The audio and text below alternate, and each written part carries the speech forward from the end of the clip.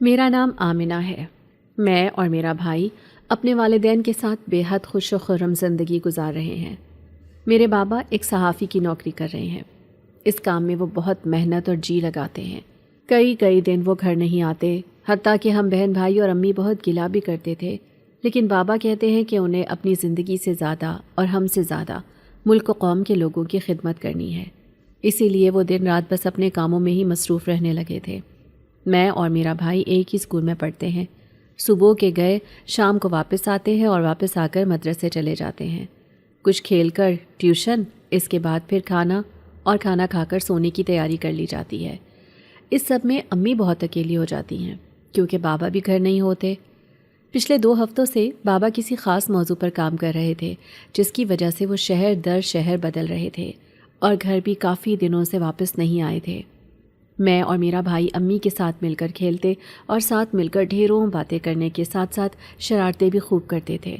یوں ہی ہم سب کی زندگی پرسکون سی گزر رہی تھی کہ ایک دن کچھ لوگ ہمارے گھر چلے آئے۔ انہوں نے پتہ نہیں امی سے کیا کہا تھا کہ وہ بہت خوفزدہ سی ہو گئی تھی۔ انہوں نے ہمیں پہلے ہی کمرے میں بھیج دیا تھا اور بابا بھی گھر پہ نہیں تھے، لیکن میں نے چپکے سے دروازے کی اوٹ میں چھپ کر ان سب کو دیکھا تھا۔ دور ہونے کی وجہ سے باتیں تو سنائی نہیں دی تھیں، بس امی کے چہرے پر خوف و ہراس سا پھیل گیا تھا۔ وہ لوگ جب واپس چلے گئے تو میں نے امی سے پوچھا کہ یہ لوگ کون تھے، تو امی نے مجھے بتانے سے انکار کر دیا اور ٹال مٹول سے کام لیا کہ ہم بچے ہیں اور بچوں کو اس سب میں قطعی دلچسپی نہیں رکھنی چاہیے۔ امی نے ہمیں ڈانٹ کر کمرے میں بھیج دیا کہ ہم ہوم ورک کریں، جبکہ خود ہال میں بیٹھ کر منہ چھپا کر رونے لگ گئی تھی۔ میں نے اور میرے بھائی نے پوچھنے کی کوشش کرنا چاہی، لیکن امی کے غصے اور جھڑک کی وجہ سے ہم دونوں ایک لخت ہی چپ ہو گئے تھے۔ تم دونوں اسکول جاؤ اور دھیان سے، لڑنا نہیں، اپنا خیال رکھنا دونوں۔ دوسرے دن صبح صبح بابا گھر واپس آ گئے تھے۔ میرے اور میرے بھائی کے لیے ڈھیروں تحائف اور چیزیں لے کر آئے تھے۔ امی نے ہمیں اسکول جانے کی نصیحت کر کے روانہ کر دیا۔ میرا ٹفن تو رہ گیا، تم نے بھی نہیں ڈالا بیگ میں۔ ابھی ہم دونوں باہر ہی تھے کہ میرے بھائی نے منہ بنا کر مجھے دیکھتے ہوئے کہا، رکو میں لے کر آتی ہوں۔ میں نے بھائی کو وہیں رکنے کو کہا اور خود اندر چلی آئی۔ کچھ لوگ آئے تھے۔ میں ہال میں داخل ہوئی تھی کہ امی بابا کو بتا رہی تھیں۔ میں وہیں اوٹ میں چھپ کر ان کی باتیں سننے لگ گئی۔ کون لوگ؟ بابا نے حیرت سے پوچھا۔ وہ اس وقت ناشتہ کر رہے تھے۔ کچھ لوگ شکل سے ہی غنڈے لگ رہے تھے، کافی دھمکیاں دے رہے تھے کہ جس کیس پر آپ معلومات حاصل کر رہے ہیں اسے روک دیں، ورنہ آپ کی اور آپ کے خاندان کی جان خطرے میں پڑ سکتی ہے۔ امی نے جب کہا تو یہ سن کر میں اپنی آنکھیں خوف سے بھاڑے کھڑی کی کھڑی رہ گئی۔ اسی لیے امی ہمیں کچھ بتانا نہیں چاہتی تھیں۔ ایسا کچھ نہیں ہوگا، یہ صرف وقتی باتیں اور دھمکیاں ہیں، تم پریشان مت ہو، میں اس کا بھی حل نکالتا ہوں۔ بابا نے امی کو دلاسا دیتے ہوئے انہیں چپ کروایا، کیونکہ امی ایک دم سے پھر رونا شروع ہو گئی تھی۔ ایسے کیسے ٹھیک ہوگا؟ وہ مارنے کی دھمکی دے کر گئے ہیں۔ آپ چھوڑ کیوں نہیں دیتے یہ نوکری؟ کوئی اور اچھی سی مل جائے گی۔ امی نے سر اٹھا کر بابا کو غصے سے دیکھ کر کہا۔ وہ انہیں نوکری چھوڑ دینے پر رضامند کرنا چاہ رہی تھیں، لیکن بابا ان کی بات سننے کو تیار ہی نہیں تھے، بلکہ امی کی یہ بات سن کر وہ ہتھے سے ہی اکھڑ گئے تھے۔ اور کوئی مل تو جائے گی لیکن ایسی نہیں ہوگی۔ اس کام میں میرا دل لگتا ہے، کوئی اور کروں گا تو میں نہیں کر پاؤں گا، اور زندگی موت انسانوں کے ہاتھ میں نہیں، خدا کے ہاتھ میں ہے۔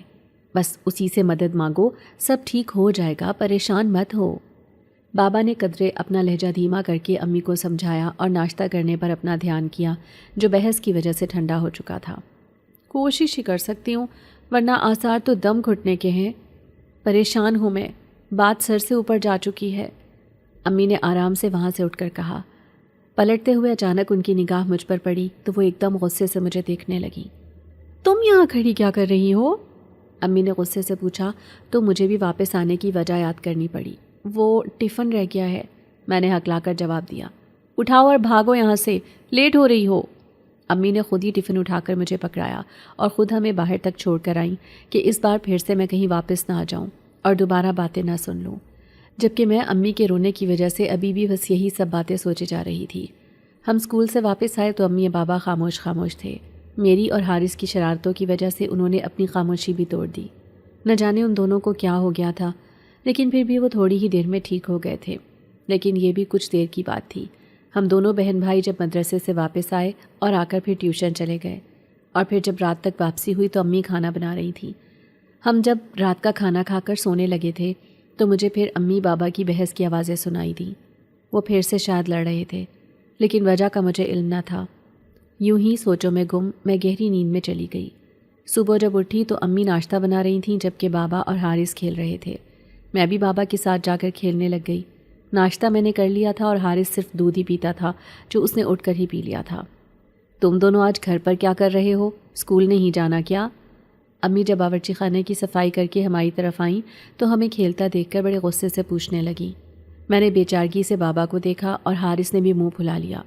نہیں، آج ہم دونوں نے چھٹی کی ہے۔ بابا کافی دن بعد گھر واپس آئے نا، تو ہم کھیلیں گے اور مزے مزے کی چیزیں کھائیں گے۔ حارث نے بابا کے گلے میں اپنی باہیں ڈالے ارادہ ظاہر کیا، جبکہ امی بے حد غصے میں دکھائی دینے لگی تھیں، جیسے وہ اس بات پر پکا جھاڑ دیں گی۔ ویسے بھی بابا اتنا غصہ نہیں کرتے تھے، لیکن امی کا غصہ شدید ترین ہوتا تھا۔ وہ جب غصے میں آتی تھیں تو 2-4 ہاتھ بھی لگا دیتی تھیں۔ ایک مرتبہ تو انہوں نے مجھے بھی مارا تھا، کیونکہ اس وقت میں نے غصے میں حارث کا ہاتھ دروازے میں دے دیا تھا، جس کی سزا کے طور پر مجھے امی سے کافی مار کھانا پڑی تھی۔ ابھی اسکول کی چھٹی کرنے پر بھی مجھے دل ہی دل میں ڈر لگنے لگا تھا، کیونکہ امی بابا کی موجودگی سے بھی ذرا سی ہچکچاہٹ کا شکار نہیں ہوتی تھیں۔ ہاں نا، آج ان کو معافی دے دو، کبھی کبھار چھٹی کر لینی چاہیے، بچوں کا بھی دل کرتا ہے ہنسنے کھیلنے کا۔ بابا کو ہمارے روحاں سے چہرے دکھائی دیے تو انہوں نے ہم دونوں کو اپنے ساتھ لگائے امی سے سفارش کی، جس پر امی نے پہلے بابا کو گھورا اور پھر وہیں قریب کرسی پر نڈھال سی بیٹھتے ہوئے بولیں، آپ ان دونوں کو بگاڑ رہے ہیں۔ امی نے جیسے گلہ کیا تھا، حالانکہ ہم بگڑے بچے نہ تھے، ہر کام وقت پر کرتے تھے، زیادہ تنگ بھی نہیں کرتے تھے اور نہ ہی کوئی بری شرارت کرتے تھے، لیکن پھر بھی امی کو ہم سے شکایات ہی رہتی تھیں۔ یہ نہیں تھا کہ وہ ہم سے محبت نہیں کرتی تھیں، وہ ہر پل ہر لمحے ہمارے ساتھ ہی رہتی تھیں، ہماری ہر فرمائش پوری کرتی تھیں۔ میں نہیں بگاڑ رہا بچوں کو، چلو بچوں جا کر کھیلو تم، میں تم لوگوں کی امی سے کچھ کھانے کے لیے بنواتا ہوں۔ بابا نے ہم دونوں کو اٹھایا اور کھیلنے کو بھیجا۔ میں اور حارث وہاں سے اٹھ گئے۔ امی کباب بنا لیجئے گا۔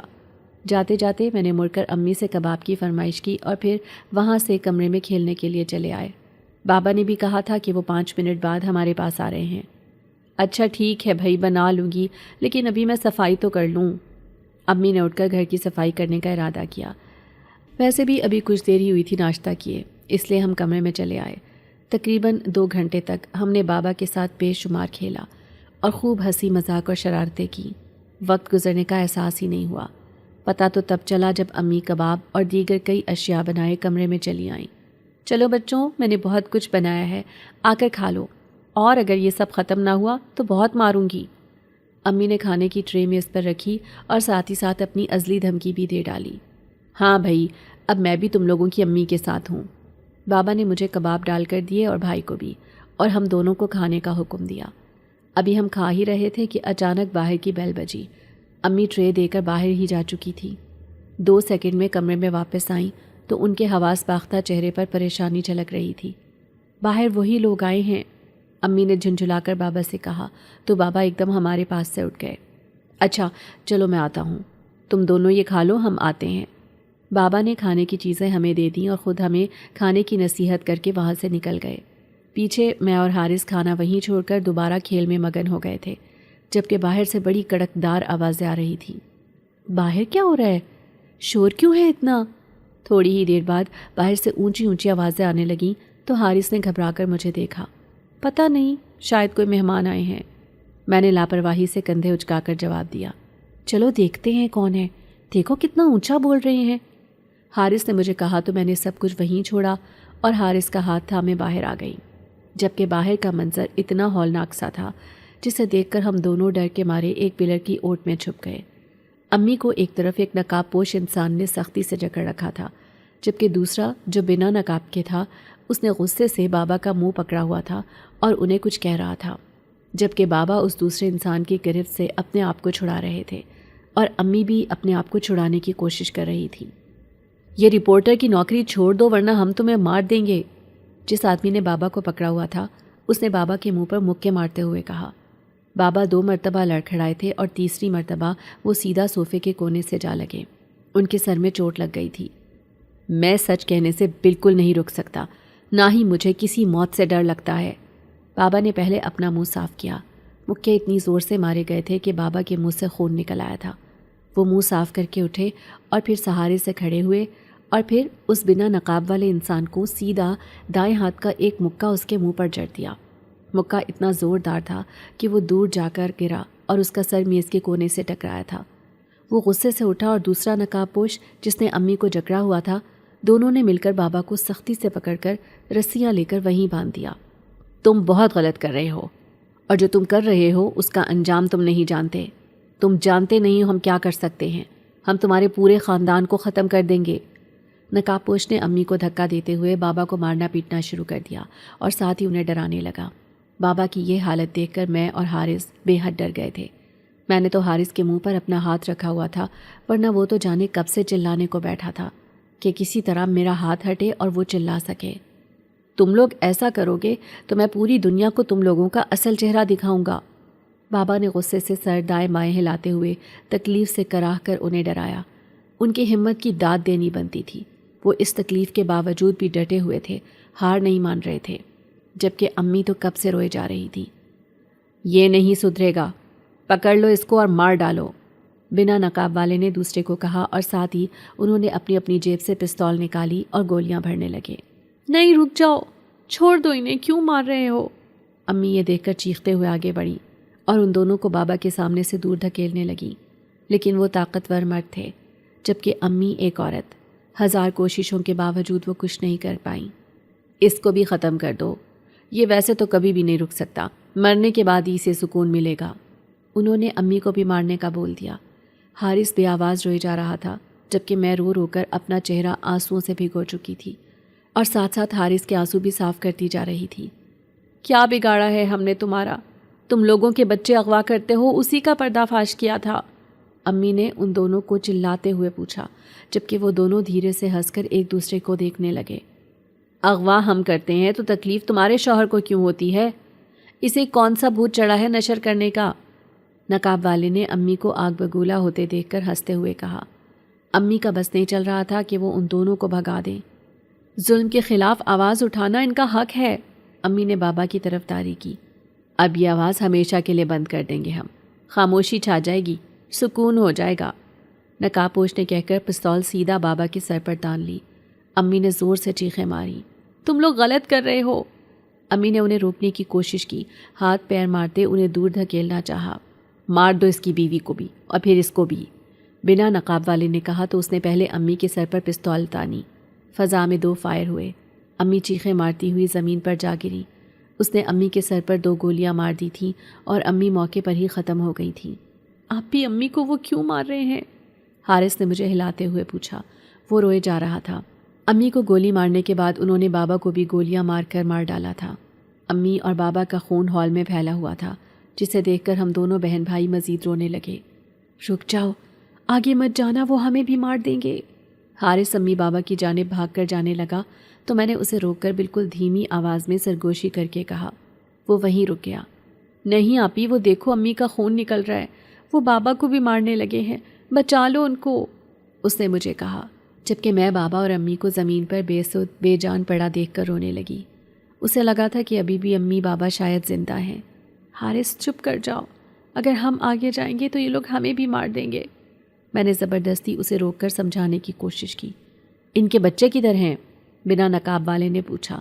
पता नहीं सर, नज़र नहीं आ रहे, शायद स्कूल गए हैं, दूसरे ने जवाब दिया। शायद उन्हें नहीं इल्म था कि हम घर पर ही हैं। ये कौन सा वक्त है स्कूल जाने का? शाम के 4 हो रहे हैं, ढूंढो और इन्हें भी मार दो, उसने नकाब वाले से कहा तो वो हमें ढूंढने को सब कमरों में तलाश करने लगे। बाहर सहन में भी उन्होंने हमें ढूंढने की कोशिश की थी, जबकि हम दोनों तो एक कोने में पिलर के पीछे छुपे हुए थे, जहाँ से किसी को नज़र भी नहीं आ सकते थे। हारिस, चलो ये हमें भी मार देंगे। मैंने हारिस को सरगोशी की और छोटे छोटे कदम उठाते हम वहाँ से निकलने की कोशिश करने लगे। हम बैरूनी दरवाजे से बाहर निकल ही रहे थे कि पीछे से आवाज़ आई, सर बच्चे नज़र नहीं आ रहे। शायद हमें ढूंढने के बावजूद ना मिलने पर उन्होंने एक दूसरे को बताया था। मैंने हारिस का हाथ थामा और उसे हौसला दिया क्योंकि वो रो रहा था। भागो, उनके हाथों में पिस्तौल नज़र आ रही है ना, उसी से मारेंगे ये हमें। ये कहकर मैंने दरवाज़ा पार कर लिया और हम दोनों फिर अपने घर से निकल आए।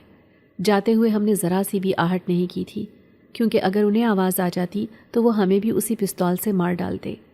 ہم دونوں بھاگتے بھاگتے ایک دور گنجان علاقے میں آ گئے۔ گھر سے نکلتے ہی حارث نے رونا شروع کر دیا تھا۔ وہ بھاگ بھی نہیں پا رہا تھا۔ میں تقریباً اسے گھسیٹتے ہوئے ہی لائی تھی۔ سارے راستے میں اس کا رونا الگ سے شروع ہو چکا تھا، جسے میں نے انتہائی تحمل سے برداشت کیا۔ ایک قدرے سنسان سے علاقے میں جا کر ہم دونوں وہیں سڑک کے قریب فٹ پاتھ پر بیٹھ گئے تھے۔ میرے پاس چھوٹا سا دوپٹہ تھا جسے میں نے زمین پر بچھایا اور حارث کو تھوڑی دیر کے لیے اس پر لٹا دیا، کیونکہ بھاگ بھاگ کر اس کے پیروں میں چھالے پڑ گئے تھے۔ وہ تھوڑا چپ ہوا تو میں نے بھی وہیں پر پیر پسار دیے۔ دوپہر کے وقت ہم دونوں گھر سے نکلے تھے اور اس وقت شام ہو چکی تھی۔ ہلکا ہلکا اندھیرا چھانے لگا تھا اور سورج بھی غروب ہونے والا تھا۔ ایسے میں مجھے اکیلے سڑک پر بیٹھنے سے ڈر لگنے لگا۔ حارث بھی خوفزدہ سا ایک ہی جگہ پر دبک کر بیٹھا ہوا تھا۔ تم دونوں کون ہو اور اس سڑک کے کنارے کیا کر رہے ہو؟ اچانک ایک شخص سڑک کے دوسرے کنارے سے چل کر آیا اور سیدھا ہمارے سر پر کھڑے ہو کر ہم سے سوال کرنے لگا، جبکہ ایک دم سے اس کے یہاں آنے پر میں ڈر کے مارے اچھل ہی پڑی تھی۔ کچھ نہیں، میں نے ہکلا کر جواب دیا اور اٹھ کر حارث کو اپنے ساتھ لگا دیا۔ شام کا وقت تھا اور ارد گرد بھی کوئی نہیں تھا جو ہمیں اس سے بچاتا۔ مجھے ڈر بھی لگ رہا تھا، اور صبح والے واقعے کے بعد تو ہر شخص ہی اپنا دشمن لگنے لگا تھا۔ تمہارا گھر کدھر ہے؟ اس شخص نے مجھے بازو سے پکڑ کر رسان سے پوچھا۔ وہ مجھے بھول گیا ہے، میں نے جھوٹ بولا۔ گھر تو مجھے یاد تھا۔ یہ علاقہ ہمارے گھر سے تقریباً 20 منٹ پیچھے تھا۔ یہاں اکثر ہم بابا کے ساتھ پارک میں آیا کرتے تھے۔ گھر سے نکلتے ہی میں پارک میں گھس جانا چاہتی تھی، لیکن وہاں تالا دیکھ کر مجھے سڑک پر بیٹھنا پڑ گیا تھا۔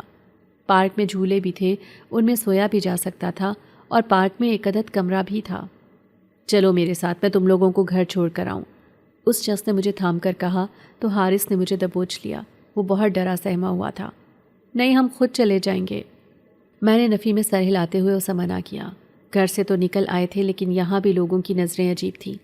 ایک موت سے نکلے تھے کہ دوسری موت ہماری منتظر کھڑی تھی، اور یہ موت دوسری موت سے زیادہ بدتر دکھائی دے رہی تھی۔ کیسے جاؤ گے جب گھر بھی یاد نہیں ہے؟ میرے ساتھ چلو، میں چھوڑ دوں گا۔ اس شخص نے گھٹنوں کے بل بیٹھ کر میرے بھائی کو مجھ سے الگ کیا اور پھر حارث کے گال تھپ تھپا کر پیار سے اسے کہنے لگا۔ یہ دیکھ کر میں نے ایک دم حارث کا بازو پکڑ کر اسے اپنے ساتھ لگا لیا۔ حارث خود بھی اس آدمی سے ڈر رہا تھا۔ نہیں، ہم دونوں اکیلے ہی چلے جائیں گے، آپ چھوڑ دو، میں نے منع کرتے ہوئے دوبارہ اپنا موقف دہرایا۔ تم دونوں یہیں رکنا، میں فون سن کر آتا ہوں، پھر تم دونوں کو گھر چھوڑ دوں گا۔ اچانک سے اس شخص کا فون بجا تو اس نے اپنی جیب سے فون نکال کر کان سے لگاتے ہوئے ہمیں کہا۔ پھر ہم دونوں سے قدرے دور کھڑے ہو کر بات کرنے لگا۔ یہ سب دیکھ کر میں نے حارث کو منہ پر انگلی رکھ کر خاموش ہونے کا کہا۔ پھر دبے پیر ہم وہاں سے دونوں بہن بھائی دور ہوتے گئے۔ تھوڑا دور جا کر میں نے اپنے قدموں کی رفتار تیز کر دی تھی۔ حارث کا ہاتھ بھی میں نے اپنے دائیں ہاتھ میں جکڑ رکھا تھا۔ وہ بار بار پیچھے مڑ مڑ کر دیکھنے لگ جاتا تھا، جس پر مجھے بے انتہا غصہ آیا۔ چلو بھاگو آگے، پیچھے مڑ کر مت دیکھو۔ میں نے رک کر گہرا سانس لے کر حارث کو سختی سے تاکید کی اور پھر ہم بھاگنے لگے۔ ہم اپنے گھر کیوں نہیں جا رہے؟ حارث نے پھولے سانس کے ساتھ مجھ سے سوال کیا۔ یہ سوال وہ کئی 100 مرتبہ پوچھ چکا تھا، اور میں چاہ کر بھی اسے کچھ نہیں کہہ پائی تھی۔ وہاں نہیں جا سکتے حارث، تیز بھاگو، وہ ہمارے پیچھے آ جائے گا۔ امی کہتی تھیں کوئی ایسے بات کرے تو وہ اغوا کر لیتے ہیں اور پھر مار دیتے ہیں۔ اس مرتبہ میں نے اسے آرام سے سمجھانے کے بجائے ڈرانے کا حربہ آزمایا، تاکہ وہ مجھے مزید زج نہ کرے، بلکہ میرے ساتھ بنا پیچھے مڑے بھاگتا جائے۔ بھاگ تو رہا ہوں، اور کتنا بھاگوں؟ اس نے اتنی معصومیت سے پوچھا کہ آج سارے دن کے بعد مجھے اب بے اختیار ہنسی آئی۔ میں نے رک کر اسے گلے سے لگایا، اس کے گال ہلکے سے کھینچے اور پھر دوبارہ سے چلنے لگی۔ ہاں بس ایسے ہی بھاگتے رہو، تھوڑا دور جا کر آرام سے چل لیں گے، میں نے اسے پیار سے کہتے ہوئے سفر جاری رکھا۔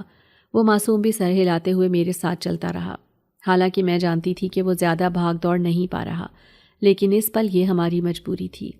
اگر امی ابو کو مارا نہ جاتا تو ہم دونوں اس وقت گھر میں آرام سکون سے بیٹھے ہوتے۔ امی تو ہمیں بے وجہ کبھی گھر سے باہر نکلنے ہی نہیں دیتی تھی۔ آج سے ہم یہاں رہیں گے۔ میں اور حارث چلتے چلتے ایک ایسی جگہ آ گئے جہاں ایک گھنا سا جنگل تھا، آس پاس جھاڑیوں کے بھرپور درخت اور سبزہ ہی سبزہ تھا۔ سورج غروب ہونے کی وجہ سے کچھ دکھائی بھی نہیں دے رہا تھا، اور چاند کی ہلکی ہلکی روشنی میں ہم تھوڑا بہت دیکھ پا رہے تھے۔ ہم دونوں چلتے چلتے جنگل کے بالکل وسط میں آ گئے۔ سامنے ہی ایک چھوٹا سا لکڑیوں سے جڑا جھونپڑا سا تھا جس میں چھت نظر نہیں آ رہی تھی۔ اچانک چاند کی روشنی بھی ماند پڑنے لگی، اور جب یہ روشنی بھی غائب ہو گئی تو میں نے ڈر سے حارث کو تھاما اور اس جھونپڑی میں داخل ہو گئی۔ حارث نے بے اختیار مجھ سے پوچھا، کیا اب ہم یہیں رہیں گے؟ تو میں نے اس کا چہرہ ٹٹول کر گال سہلاتے ہوئے اسے جواب میں کہا کہ ہاں، آج سے ہم یہیں رہیں گے۔ دیکھو کتنا پیارا گھر ہے۔ میں نے اندھیرے میں نہ دکھائی دینے کے باوجود دھیرے سے مسکرا کر زبردستی بولا۔ میرے یہ کہنے کی دیر ہی تھی کہ اچانک زوردار قسم کی بارش شروع ہو گئی۔ بارش ہونے کی وجہ سے ادراک ہوا کہ وہ جھونپڑی سیلن زدہ تھی، اس سے پانی ٹپ ٹپ کر کے اندر برس رہا تھا۔ میں نے اپنا دوپٹہ اتار کر حارث کے گیٹ کر دیا کہ کہیں وہ بیمار نہ ہو جائے۔ اسے بارش سے سخت قسم کی الرجی تھی، وہ بارش میں ذرا سا بھیگ جاتا تو بیمار پڑ جاتا تھا۔ ایک مرتبہ تو حارث نے بارش میں بھیگنے کی کوشش کی اور خوب نہا لیا تھا۔ اس کے بعد سے اسے ایسا شدید نمونیا ہوا کہ اس کی حالت دن بدن بگڑتی چلی گئی تھی۔ کئی دن وہ ہسپتال میں داخل رہا، اور جب ٹھیک ہونے کے بعد گھر واپس آیا تو بے حد کمزور بھی ہو چکا تھا۔ اس واقعے کے بعد حارث کے لیے بارش میں نہانا مکمل طور پر ممنوع کر دیا گیا تھا، لیکن آج وہ مجبوری کی وجہ سے بھیگ بھی رہا تھا اور کچھ کہہ بھی نہیں پا رہا تھا۔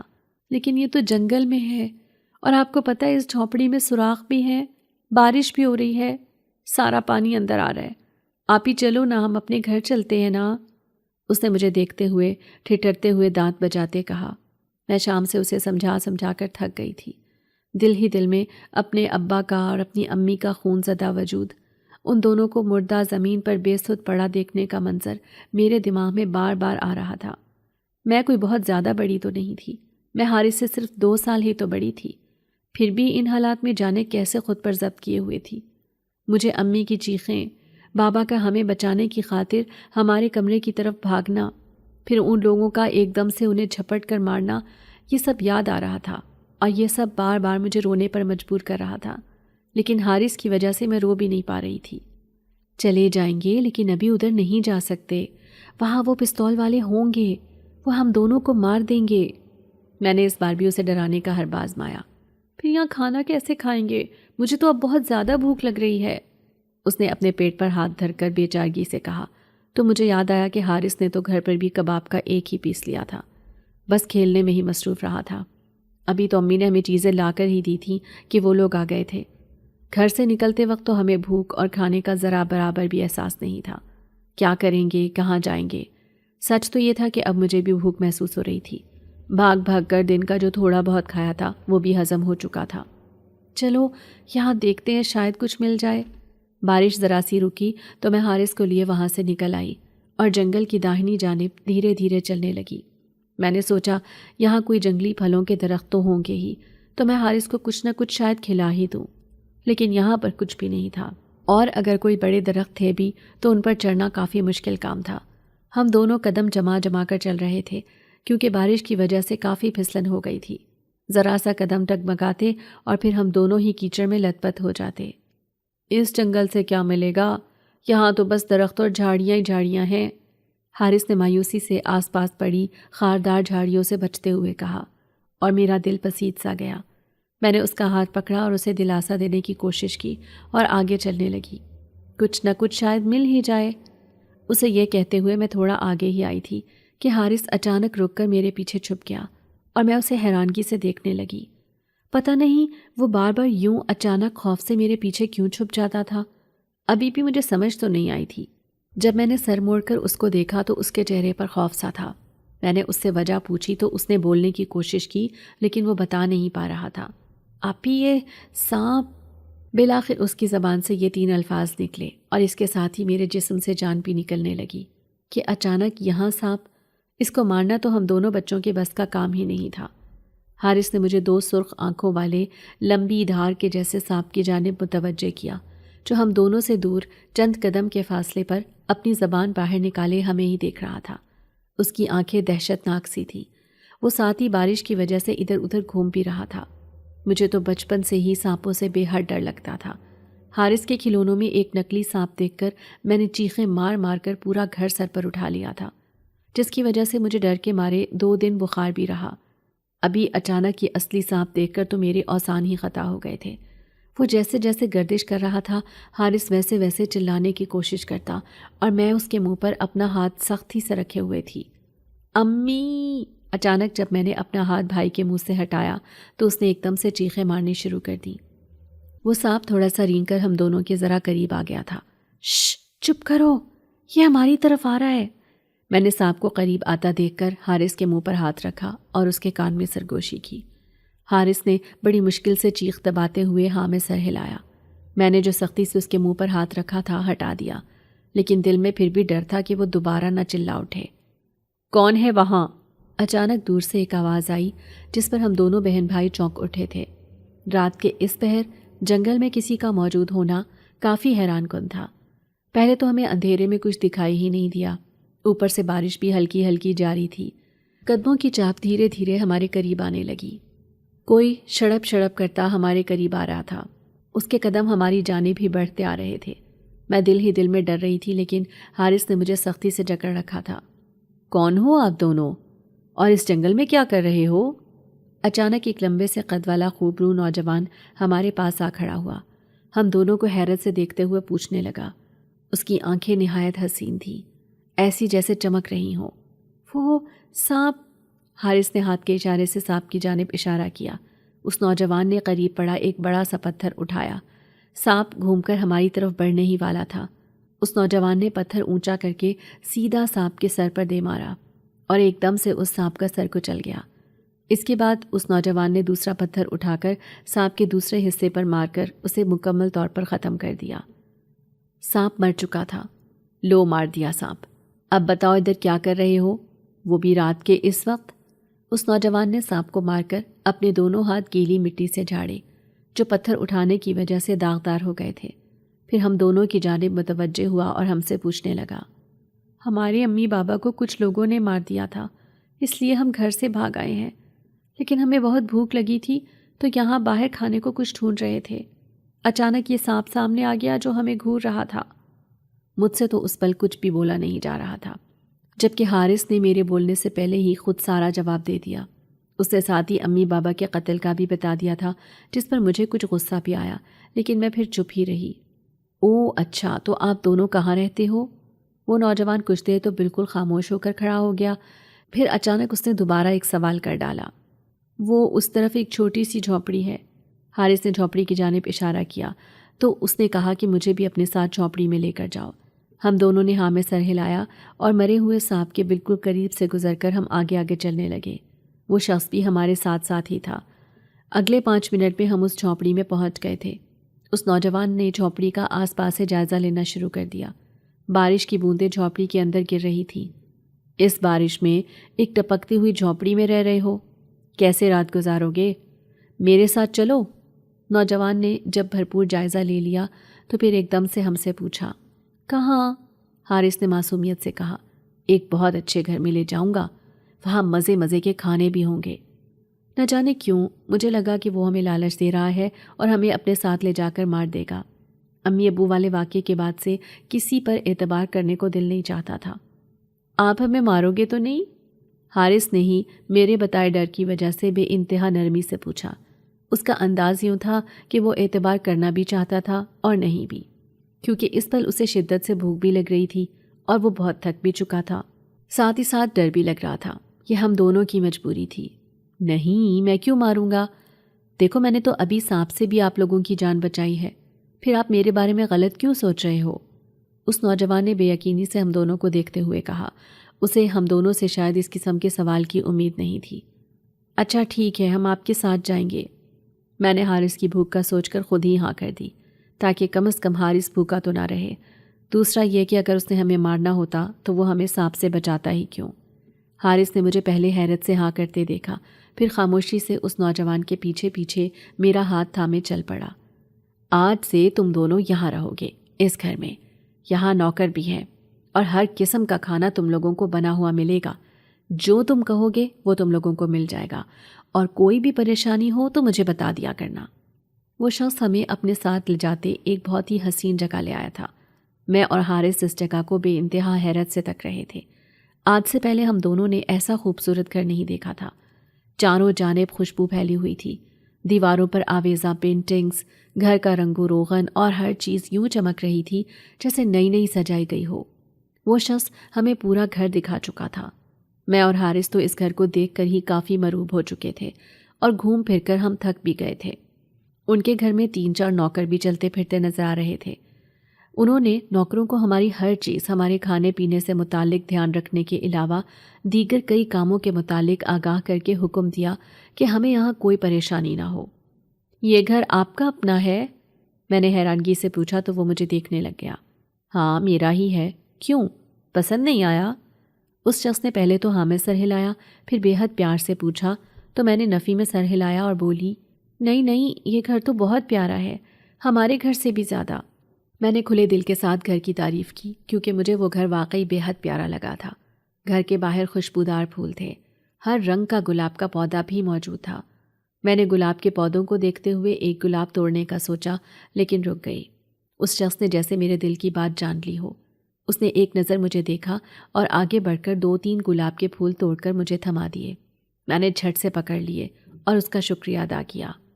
اچھا چلو ٹھیک ہے، اب میں چلتا ہوں، پھر آؤں گا۔ اس شخص نے نوکروں کو ہماری دیکھ بھال کی ذمہ داری سونپی اور وہاں سے جانے لگا تو میں حیرت سے اسے دیکھنے لگی۔ آپ کدھر جا رہے ہیں؟ حارث نے بھی اپنی چپ توڑ کر اچانک پوچھا۔ میں اپنے گھر جا رہا ہوں، انہوں نے کہا تو میں حیران ہوئی کہ جب گھر یہ ہے تو اور کدھر جا رہے تھے؟ آپ کا گھر تو یہی ہے نا؟ میں نے اور حارث نے ایک لخت ایک ساتھ سوال کیا۔ نہیں، میں دوسرے گھر میں رہتا ہوں۔ اگر تم لوگوں کو ڈر لگے تو مجھے بتا دینا، کسی چیز کی ضرورت پیش آئے تو یہاں ان سب سے کہنا، اسی وقت حاضر ہوگی۔ انہوں نے ہمیں پیار سے سمجھاتے ہوئے کہا اور ساتھ ہی کھانا کھانے کی تاکید کی، پھر وہ وہاں سے چلے گئے۔ ان کے جانے کے بعد نوکروں نے ہمیں ذرا سا بھی مشکل میں نہیں ڈالا، بلکہ ہر چیز بنا کہے حاضر ہو جاتی تھی۔ ہاں یہ ضرور تھا کہ ہم دونوں اس اکیلے گھر میں بے حد بور ہو جاتے تھے، لیکن اس سب میں بھی نوکر ہمارے ساتھ کھیل کر ہمیں بہلاتے رہتے تھے۔ 3 دن بعد وہ شخص دوبارہ گھر میں آیا تھا۔ ہاں بھائی بچوں، بتاؤ کیا حال ہے؟ کوئی مسئلہ تو نہیں ہے نا یہاں؟ کھانا پینا ٹھیک مل رہا ہے نا؟ انہوں نے ہم دونوں سے خیر و عافیت پوچھی۔ نہیں، ہم ٹھیک ہیں، کوئی مسئلہ نہیں ہے، میں نے اور حارث نے بخوشی جواب دیا۔ اچھا اسکول لگوا دے تم دونوں کو؟ انہوں نے اچانک اسکول کا ذکر کیا تو میں خوش ہو گئی۔ 2 دنوں سے میں بھی یہی سوچ رہی تھی کہ ہمیں اسکول جانا چاہیے۔ ہاں لگا دیں، میں نے ہاں میں سر ہلایا۔ چلو پرانے اسکول کا نام بتا دو، میں داخلہ کروا دوں گا۔ انہوں نے اسکول کا نام پوچھا تو میں نے انہیں اسکول کا نام بھی بتا دیا۔ تھوڑی دیر ہمارے ساتھ بیٹھ کر وہ وہاں سے چلے گئے تھے اور جاتے ہوئے انہوں نے ہمیں بتایا کہ وہ ہمارے اسکول کا پتہ کر کے شام تک دوبارہ آئیں گے۔ یہ وہی ہے نا اس صحافی کے بچے جنہیں ہم ڈھونڈ رہے تھے؟ یہ ادھر کیا کر رہے ہیں؟ دوسرے دن ہم اسکول چلے گئے تھے۔ اس شخص نے ہمیں ہمارے پرانے اسکول میں ہی دوبارہ داخل کروا دیا تھا۔ ہم جب واپس آ رہے تھے تو اچانک ہمیں ایک آواز آئی۔ ہم نے مڑ کر دیکھا تو وہی 3 لوگ کھڑے دکھائی دیے۔ ان میں سے ایک کا چہرہ میں نے پہچان لیا۔ وہ بنا نقاب والا تھا جس نے اس دن میرے بابا کا قتل کیا تھا۔ باقی دونوں نقاب میں تھے اس لیے انہیں میں نہیں پہچان سکی۔ تمہیں کیسے پتا یہ وہی ہے؟ دوسرے نے اسے حیرانی سے کہا۔ ان کی تصویریں لگی ہوئی دیکھی ہیں میں نے اس گھر میں، دیواروں پر، یہ وہی بچے ہیں۔ ان دونوں نے پورے جوش سے ہمیں دیکھا۔ وہ شاید سمجھ رہے تھے کہ ہمیں سنائی نہیں دیا جبکہ میں سب سن چکی تھی۔ پکڑو ان کو، آج چھوڑنا نہیں۔ وہ تینوں ہمارے پیچھے پڑ گئے۔ اس مرتبہ ایک شخص اضافی تھا۔ میں نے اسی پل حارث کا ہاتھ تھام لیا اور کہا، حارث بھاگو ورنہ یہ ہمیں مار دیں گے۔ میں نے یہ کہہ کر تیز تیز قدم اٹھانا شروع کر دیے۔ یہ کون ہے آپی؟ حارث نے بھاگتے ہوئے پھولی سانسوں کے ساتھ مجھ سے پوچھا۔ سامنے ہی روڈ تھی جسے ہم نے پار کرنا تھا۔ گاڑیاں پوری رفتار سے چل رہی تھی۔ یہ وہی ہیں حارث جنہوں نے بابا کو مارا تھا اور امی کو بھی، میں نے حارث کو جواب دیا، اور جب تھوڑا روڈ خالی ہوا تو روڈ پار کرنے کو بھاگی۔ ہمارے روڈ پار کرنے کی دیر تھی، وہ تینوں روڈ کی دوسری جانب رک گئے کیونکہ اس وقت اسکول چھٹی کا وقت تھا اور ہر جانب افراتفری مچی ہوئی تھی۔ پکڑو، بچنے نہ پائیں یہ آج، انہوں نے چیخ کر کہا، لیکن ہم دونوں بھاگتے بھاگتے بالآخر گھر تک پہنچ آئے تھے۔ گھر میں داخل ہوتے ہی دروازہ بند کر کے ہم دونوں نے اپنی پھولی ہوئی سانسیں ہموار کیں۔ تم لوگ اتنے گھبرائے ہوئے کیوں ہو؟ کیا ہوا تم لوگوں کو؟ اور تمہارا سانس کیوں پھول رہا ہے؟ وہ شخص 2 دنوں سے ہمارے ساتھ ہی تھے۔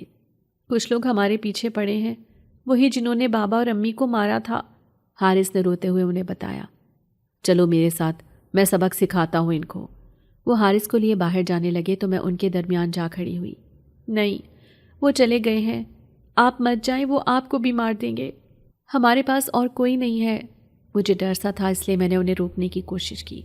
کوئی مجھے کچھ نہیں کہے گا، آپ بتاؤ تو صحیح، انہوں نے مجھ سے پیار سے پوچھنے کی کوشش کی۔ وہ شدید غصے میں تھے۔ نہیں، وہ آپ کو بھی مار دیں گے، پھر ہم کہاں جائیں گے، آپ مت جاؤ، حارث نے بھی معصوم انداز میں کہا۔ اچھا چلو نہیں جاتا، بے فکر رہو، چلو کپڑے بدل کر کھانا کھا لو۔ انہوں نے تحمل سے ہماری بات مانی اور پھر ساتھ ہی ہمارے ساتھ بیٹھ کر کھانا بھی کھایا۔ حارث، بھاگو، یہ آج پھر پیچھا کر رہے ہیں۔ دوسرے دن وہ شخص ہمیں اسکول لے کر گئے تھے، لیکن واپسی پر ہمیں جلدی چھٹی ہو گئی۔ ہم خود ہی گھر جا رہے تھے کہ وہ تینوں لوگ اس بار گاڑی کے ساتھ ہی کھڑے ہمیں دیکھ رہے تھے۔ پکڑو انہیں اور ڈال لو گاڑی میں، دیکھتے ہیں یہ آج کیسے بھاگتے ہیں۔ ان تینوں نے ہنستے ہوئے ہمارے گرد گھیرا تنگ کیا اور ایک دوسرے کو کہا اور ہمیں پکڑ لیا۔ چھوڑو مجھے، حارث نے چیخنا شروع کر دیا کیونکہ انہوں نے اسے جکڑ لیا تھا۔ اس بار انہیں بھاگنے مت دینا، ان دونوں کو مار کر ہی چھوڑنا ہے۔ انہوں نے ہم دونوں کو پکڑ کر گاڑی میں ڈالنے کی کوشش کی۔ یہ علاقہ کافی سنسان سا تھا اور یہاں کوئی انسان دور دور تک دکھائی نہیں دے رہا تھا جو ہماری مدد کو آتا۔ آپ ہی یہ نہیں چھوڑ رہے، حارث نے بچانے کی کوشش میں مجھے آواز دی۔ میں آ گیا ہوں بچے، اب دیکھتا ہوں یہ کیسے تمہیں کچھ کہتے ہیں۔ اچانک وہی شخص آ گیا جسے دیکھ کر ہم دونوں کی جان میں جان آئی اور ہم دونوں بہن بھائی مسکرانے لگے۔ انہوں نے پہلے حارث کو زبردستی جھپڑ کر ان کی گرفت سے آزاد کروایا۔ تم کون سی توپ ہو اور ہمیں کیا کہہ سکو گے، ہم تمہیں گولی مار دیں گے، ان میں سے ایک نے دھمکی دی۔ میں وہ چیز ہوں جس کا تصور تمہاری سوچ بھی نہیں کر سکتی، اس شخص نے بڑی تیز آواز میں کہا، لیکن وہ قاتل ذرا سا بھی نہیں ڈرے۔ اچھا دکھاؤ تو صحیح، ہمیں بھی پتہ چلے، آخر تم کون سے کھیت کی مولی ہو جو ہم جیسے غنڈوں کو بھگا رہے ہو۔ جو بنا نقاب والا تھا اس نے ہنس کر مذاق اڑانے والے انداز میں کہا۔ بتاتا ہوں، پہلے ذرا ان بچوں کو تو چپ کرانے دو۔ انہوں نے مجھے بھی چھڑا کر حارث کے ساتھ کھڑا کیا۔ حارث سو رہا تھا۔ حارث چپ ہو جاؤ، میں ادھر ہی ہوں۔ انہوں نے حارث کو دلاسا دیا اور دوبارہ پلٹے۔ ہاں اب بتاؤ کیا کہہ رہے تھے تم، انہیں مار دو گے؟ مار کر دکھاؤ، میں تم لوگوں کو ایسی عبرتناک موت دوں گا کہ تمہاری نسلیں یاد کریں گی۔ ان کے ماں باپ کو مار کر غلطی کر دی ہے تم نے۔ کون سے غنڈے ہو تم؟ کرو میرا مقابلہ۔ میں جن زادہ ہوں اور تم انسان میرا بال بھی بیکا نہیں کر سکتے۔ اس شخص نے ایک ہی لمحے میں ایسا روپ بدلا کہ چاروں جانب طوفان سا اٹھ گیا، ہر طرف گرد اڑ رہی تھی۔ اس نے پہلے ایک کو زمین پر پٹخ پٹخ کر مارا اور ان کے بال جکڑ لیے۔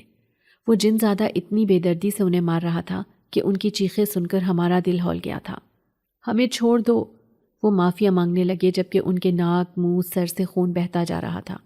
جن زادے نے انہیں ایک پل کے لیے بھی سانس نہیں لینے دیا تھا۔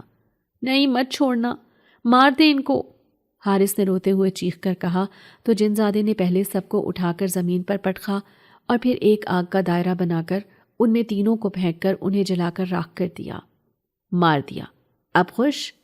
وہ جب آگ میں راکھ بن گئے تو وہ جن زادہ دوبارہ اپنے پرانے روپ میں آ گیا اور حارث کے پاس بیٹھ گیا۔ آپ جن زادے تھے، ہمیں نہیں بتایا؟ میں نے حیرانگی سے کہا۔ ہمیں ان سے ڈر نہیں لگ رہا تھا۔ بس نہیں بتا سکا، اب پتہ چل گیا نا؟ انہوں نے ہنس کر کہا تو میں نے بھی سر ہلا دیا۔ ہم خوش تھے کہ امی بابا کے قاتل اپنے انجام کو پہنچ گئے تھے اور ہماری جان بھی بچ گئی تھی۔ اب ہمیں روز ڈرتے ہوئے اسکول جانا اور آنا نہیں پڑے گا۔ ان لوگوں کے انجام کے بعد ہم دونوں نے جنزادے سے کہا کہ اب وہ ہمیں ہمارے گھر چھوڑ دیں۔ پہلے پہل تو انہوں نے ہماری بات نہ مانی بلکہ بے حد غصہ کیا، لیکن میرے بے حد اصرار کے بعد وہ مان گئے۔ پھر جب ہم گھر آئے تو ہمارے گھر کا نقشہ ہی بدل چکا تھا۔ گھر کی حالت انتہائی ابتر سی تھی۔ جنزادے نے اپنے نوکروں کو بلا کر ہمارے گھر کی صفائیاں وغیرہ کروائیں، تب جا کر گھر دیکھنے کے قابل ہوا۔ دوسرے ہی دن بابا کے ایک دوست بھی ہمارے گھر چلے آئے۔ انہیں پڑوس سے خبر ملی تھی کہ ہم لوگ گھر واپس آ گئے ہیں۔ پہلے تو ہمارے زندہ ہونے پر وہ بے حد خوش ہوئے، پھر انہوں نے ہمیں بتایا کہ بابا اور امی کی تدفین انہوں نے ہی کی تھی۔ اس کے بعد انہوں نے ہم دونوں کو تلاش کرنے کی بہت کوشش کی، لیکن ہم انہیں کہیں بھی نہیں ملے۔ انہوں نے ہر جگہ پتہ کروایا تھا، لیکن تمام کوششیں ناکام ٹھہری تھیں۔ بابا کے کچھ معاملات انہوں نے سنبھالے ہوئے تھے اور پڑوس میں بتایا ہوا تھا کہ اس گھر میں کوئی آئے تو اس نمبر پر انہیں اطلاع کر دی جائے۔ پڑوسیوں نے ہمارے آتے ہی انہیں اطلاع کر دی تھی۔ بابا کے قاتلوں کا انہوں نے پوچھا تو ہم نے سب کچھ سچ سچ بتا دیا، کیسے ہم گھر سے بھاگے، کیسے جنگل کا حادثہ پیش آیا، اس کے بعد جنزادے کا ملنا اور پھر قاتلوں سے بدلہ۔ سب کچھ ہم نے انہیں بتا دیا تو کچھ دیر تک تو وہ سکتے میں رہے۔ انہیں جنزادے والی بات پر قطعاً یقین نہیں آ رہا تھا۔ شاید وہ یہ سمجھ رہے تھے کہ ہم بچے ہیں تو اس لیے ہم خواب خیال کی باتیں کر رہے ہیں۔ وہ ہماری باتوں کو مذاق سمجھ رہے تھے، لیکن ہم نے جنزادے کو روبرو آنے کو کہا۔ وہ آ گیا اور تب جا کر بابا کے دوست کو یقین آیا۔ وہ بابا کے بہترین دوست تھے جنہوں نے ہماری دیکھ بھال کی ذمہ داری اپنے سر لے لی تھی اور تمام اخراجات بھی انہوں نے اپنے ذمے لے لیے۔ اسی محبت کے ساتھ ہماری زندگی گزرتی گئی، یہاں تک کہ ہم بڑے ہو گئے۔ جنزادہ وقتاً فوقتاً ہم سے ملنے آتا رہتا تھا۔ وہ ہمارے لیے ڈھیر ساری چیزیں بھی لاتا تھا۔ ہم منع کرتے تو وہ کہتے کہ ہم ان کے لیے بچوں جیسے ہیں۔ ہم آج بھی ان کا شکریہ ادا کرتے ہیں۔ انہوں نے بہت مشکل اور کڑے وقت میں ہماری مدد کی تھی۔ میں جب پڑھائی مکمل کر چکی تو میری شادی بابا کے انہی دوست کے بیٹے سے طے پا گئی۔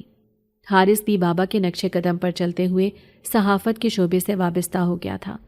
اس بار ہمیں یہ ڈر نہیں تھا کہ بابا کی طرح اس کا بھی انجام وہی ہوگا، کیونکہ اس مرتبہ جنزادہ حارث کی نگرانی کو موجود تھا۔